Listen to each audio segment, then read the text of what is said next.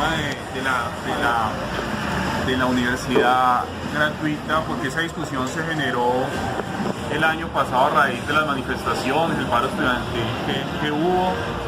También, incluso desde la campaña presidencial, como positivo salió la discusión de la educación. Algunos hablaban de que era importante que la educación fuera completamente gratuita, otros que no, otros hablaban en contra de programas que financian la demanda como Serpilo Paga, o muchos temas. Entonces, a raíz de eso escribí un blog donde hablaba de que considero que la universidad gratuita como tal, que ahorita lo vamos a ver, no es necesaria y no es prioritaria en este momento en Colombia. ¿Y por qué? Entonces, primero partimos del hecho de que todos conocemos los beneficios de la educación y que es clave para cualquier país para su desarrollo económico, desarrollo cultural, como lo digo.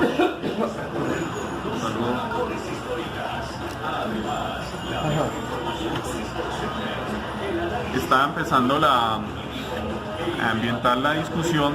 Entonces, mi argumento es que la educación universitaria gratuita no es necesaria, ya lo voy a explicar, y no es prioritaria, porque tenemos unos problemas en nuestro sistema educativo más grande que necesitamos resolver primero.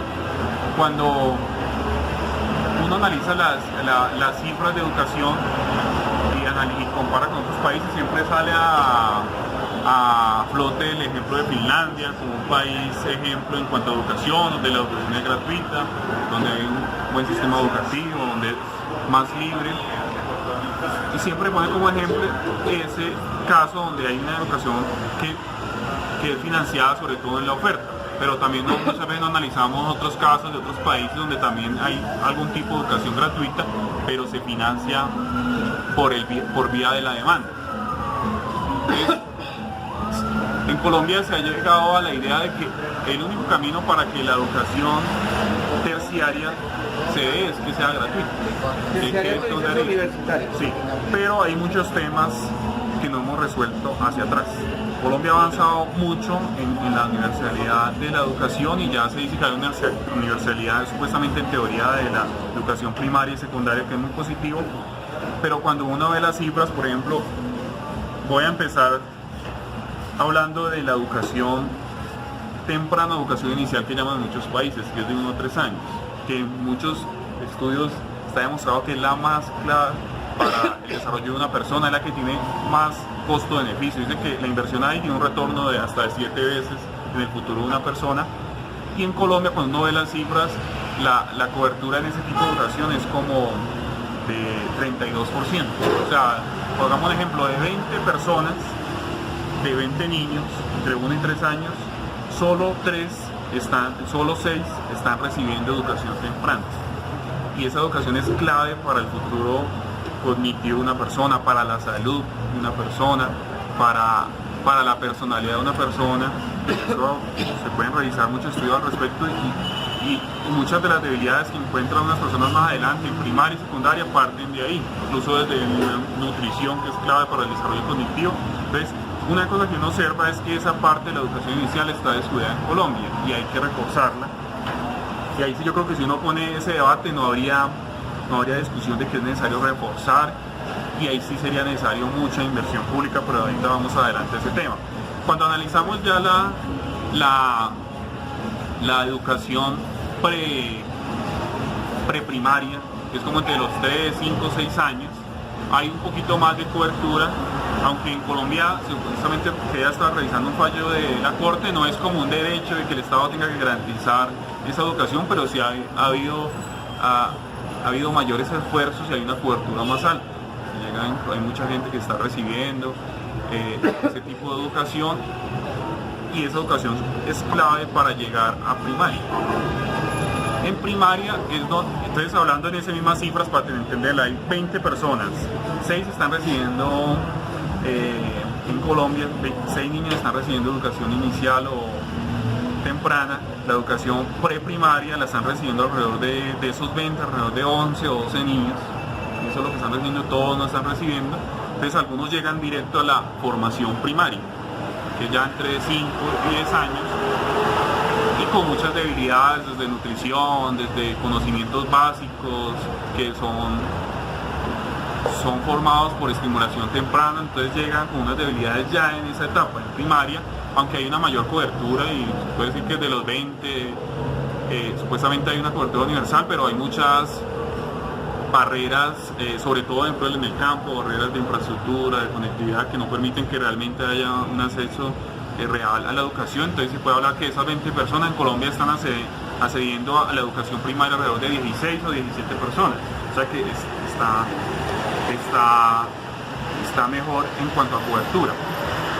Y llegamos a la educación secundaria, y es donde de alguna manera se forman los elementos claves para la vida adulta, para la formación ya sea universitaria, para las artes, para muchas cosas. Y en esta etapa de la educación es donde presentan los mayores riesgos de deserción, donde por temas económicos, por temas culturales, cuando un niño empieza a trabajar, trabajo infantil, es donde presenta mayor deserción.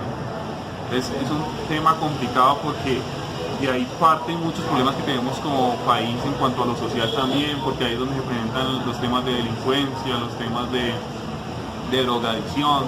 Entonces ahí es donde Colombia falta mucho por reforzar. Se habla de la educación, pues la jornada completa, que es un avance, que hay que trabajar en eso, que ayudaría mucho. La jornada completa es que vamos de 8 a 5 de la tarde. Que sería lo ideal y que obviamente todo no va a ser formación académica, sino que la idea es que refuerce temas culturales, de deporte, eso sería lo ideal en Colombia. Y ahí vemos que hay una falla porque ahí las cifras ya empiezan a ser muy dramáticas, porque según las últimas cifras que incluso revisé hoy, realmente se están graduando solo el 40% de los jóvenes en Colombia. O sea, de los que entran ya digamos que 20 personas, y al final solo están graduando de esos 8 personas.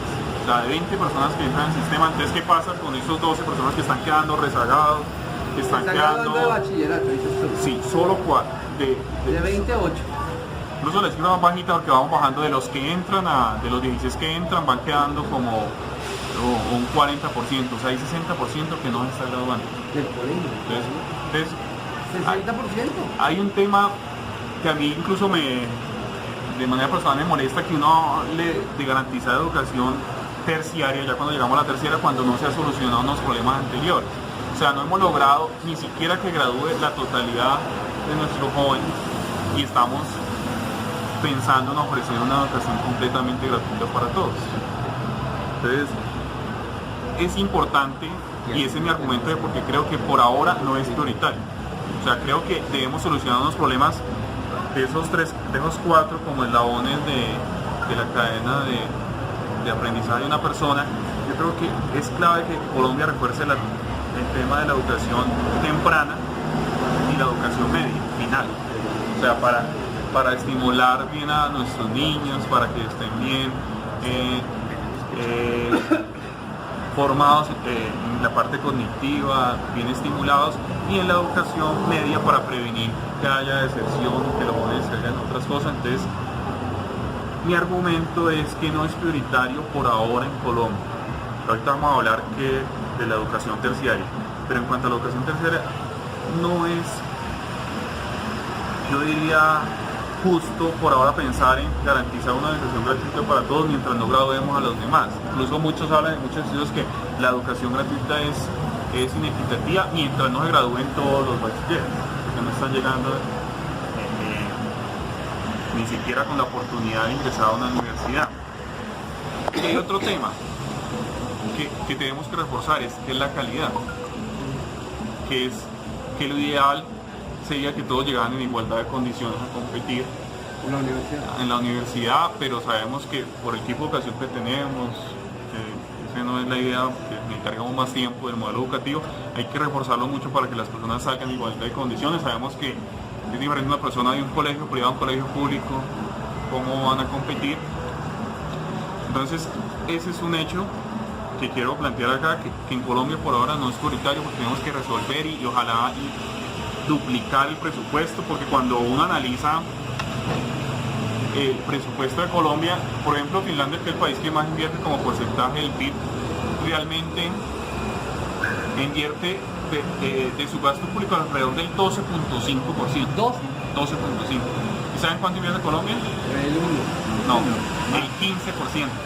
O sea, no es que Colombia no invierta, y ahorita con los 2.5 millones no llega como al de 16.5% Pues, para ¿qué el pasa? 2019. ¿Se lo roban? No, la macalidad es que cuando la plata se puede gastarlo bien o mal. Entonces el tema de eficiencia, que es por otro también una discusión que vamos a llegar más adelante, sobre todo en la universidad. Qué chévere, ¿no?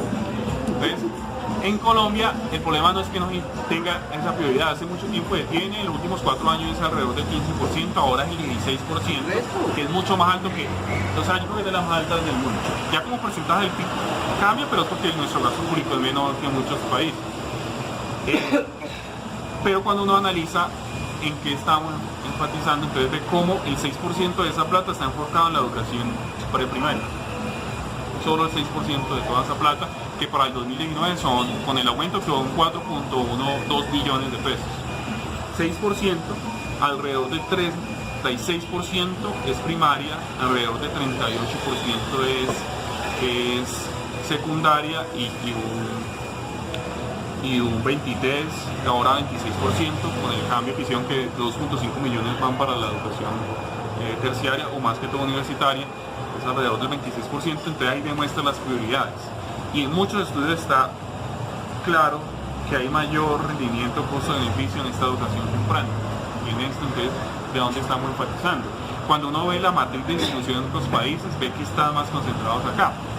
Porque cuando se habla de educación gratuita, ya pasando al tema de la educación terciaria, que siempre pensamos que es solo universidad, que esa es otra discusión, cuando hay muchas opciones, sobre todo cuando hablamos de la transformación digital en cuanto a la formación técnica, como en Alemania, en Holanda, donde siempre han tenido claro que hay dos caminos, uno que es la parte académica y otra es la formación para el hacer, que es incluso la que están necesitando las empresas ahorita, gente que haga cosas, que se actualice más fácil, que no estudie 5 años, no que 2 años, que en un año cambió las cosas y pueda actualizarse de manera más rápida. Entonces vemos, cuando llegamos a la educación terciaria, ahí va mi otro argumento de por qué no es necesario. Es que se nos ha metido en la cabeza ¿Qué quieres tú, Álvaro?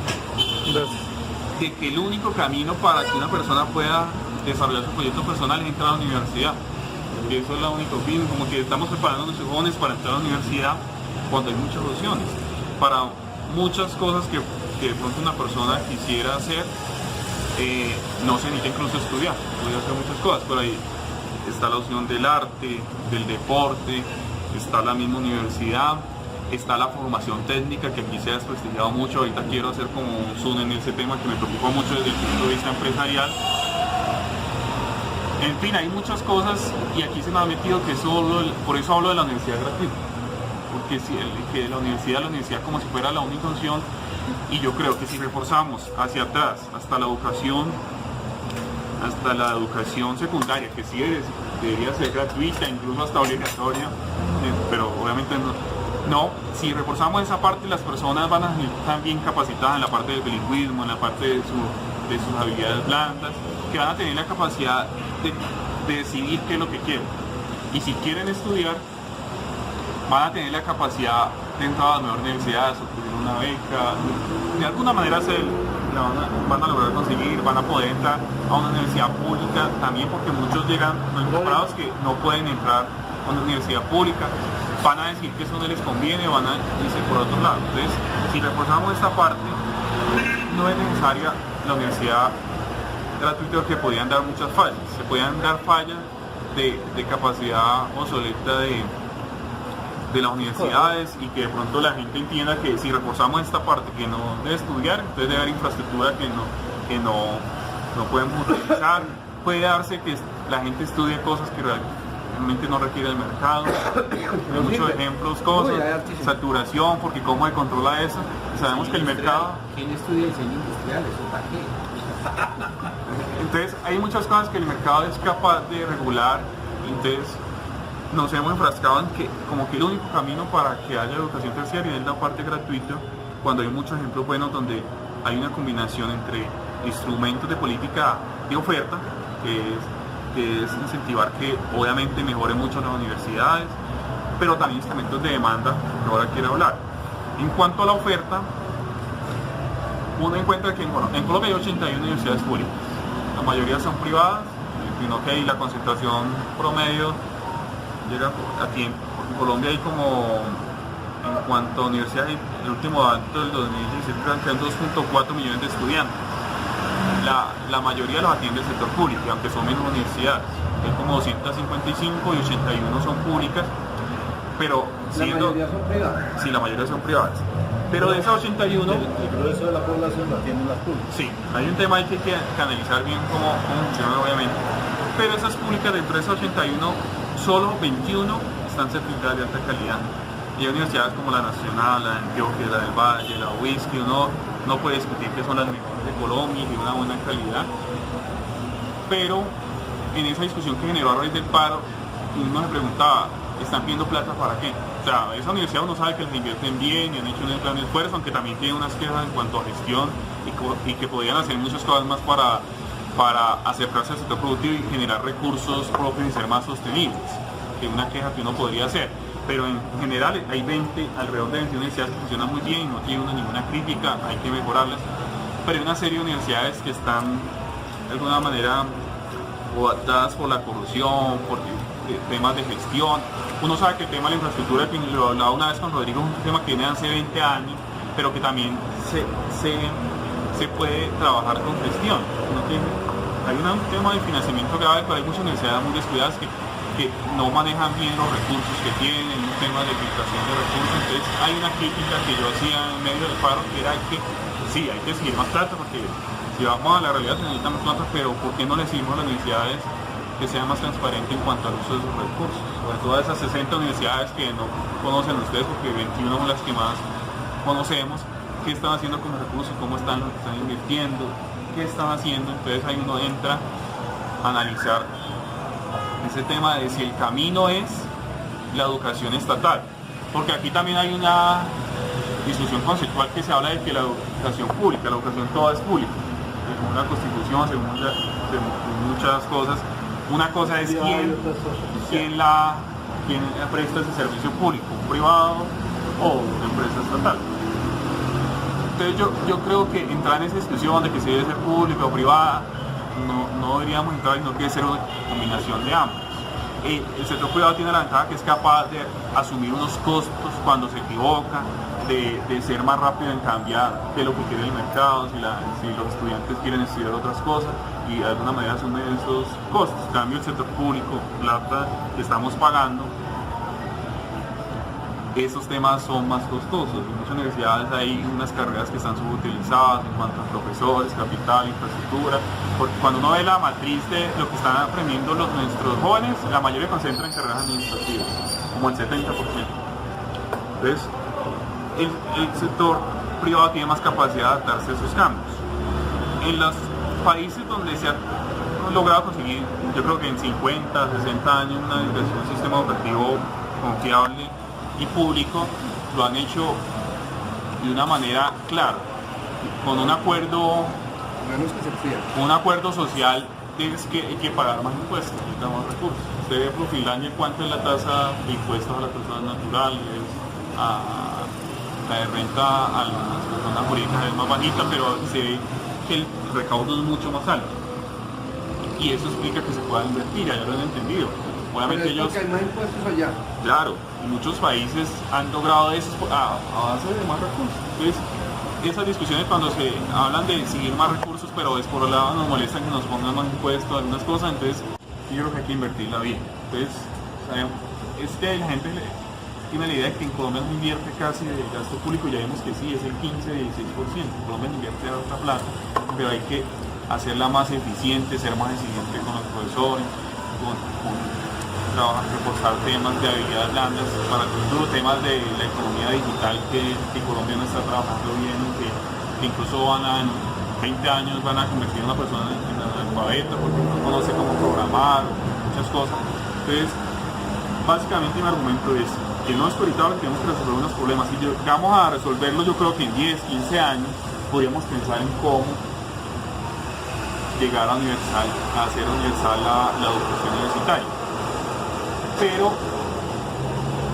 cuando vemos, y es como mi presunción a futuro, es que si solucionamos estos problemas, las personas van a salir tan capacitadas que van a decidir mejor y no va a ser necesaria la educación universitaria, porque van a ir por otro lado, van a tener sus capacidades. Y cuando uno ve las cifras de qué están estudiando en cuanto a educación terciaria, el 66% se concentra en universidad. El 6% es como formación técnica, que aquí llaman para el talento humano. Hay como otro 12% técnico y tecnólogo que aquí se ha desvirtuado. Y cuando uno analiza la demanda en Colombia, incluso hay una encuesta que hizo la ANDE hace mucho tiempo, mostraban que lo que están buscando las empresas son técnicos, tecnólogos. Eso es un diagnóstico hace 40 años, eso lo llevan Siempre, y eso la mantiene en todos los países, porque se puede buscar mucha gente que está haciendo. Entonces, en Alemania lo han entendido, incluso en Alemania ya van más allá, y desde la educación primaria como que lo clasifican a uno. Usted va para la educación académica, profesional, y usted va para la educación técnica. Hace poco, ya renunció por el gerente de BMW en Alemania, era un técnico, pero era el técnico en el grado más alto, o sea, un maestro técnico. En Colombia no existe eso, se ha desvirtuado, y mucha gente estudia en la parte técnica y tecnológica pensando como un camino para llegar a la universidad, porque tenemos esa idea que es la universidad, pero realmente debería existir en Colombia la formación técnico avanzado, especialización, maestro técnico. Ese camino permitiría que muchas personas vean a la formación técnica como una opción viable. Aquí se ha desvirtuado. técnico. O el Monterrey y todo eso. Entonces se han enfocado en profesiones como más prácticas. En Colombia acá ven como el SENA, por ejemplo, la educación de los pobres, la formación, y no es así. Por ejemplo, yo conozco personas que se han graduado en temas técnicos y salen y ya con trabajo ganando 5 o 6 millones. Y un profesional sale, no encuentra trabajo, 50, le toca recibir 1.500.000 millones. Entonces ahí uno explica y va empatando el por qué el desempleo juvenil es más alto. Porque para qué estamos preparando a nuestros jóvenes, con cosas que las empresas no necesitan.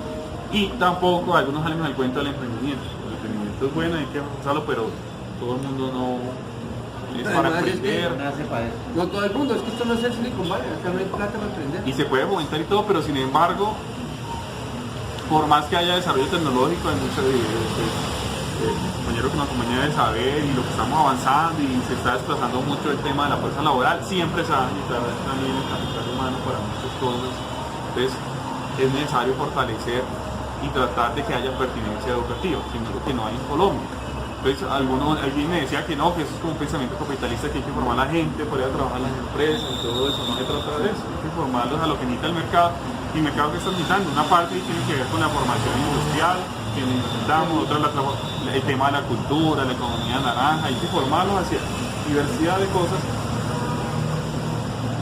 Entonces mi planteamiento ahí es que la universidad gratuita no es necesaria en Colombia, porque pueden haber muchas fallas que permitirían que todas las inversiones que hagamos no sean rentables, no se dan beneficios, y que es injusto mientras no resolvamos el problema hacia atrás y logremos que todos los jóvenes se gradúen, y no solo que se gradúen, sino que se gradúen con unas condiciones óptimas de calidad que les permita competir y de alguna manera, como lo decía Amartya Sen, que puedan ser lo que ellos quieren ser, que no sabemos qué es. Entonces, este tema muy polémico, porque uno decía que la universidad gratuita no debería ser, porque en muchos países se ha funcionado, pero es un tema a largo plazo.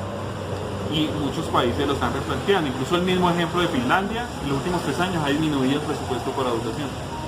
Entonces, hay muchas explicaciones, también ellos bajaron el presupuesto general, pero han encontrado que al ser tan buena la educación antes de la universidad, muchas personas ya no requieren, son tan honestos que dicen: yo no requiero que me den la universidad gratis, yo lo tengo para pagarla. La gente decía: yo ¿para qué quiero estudiar? Es verdad.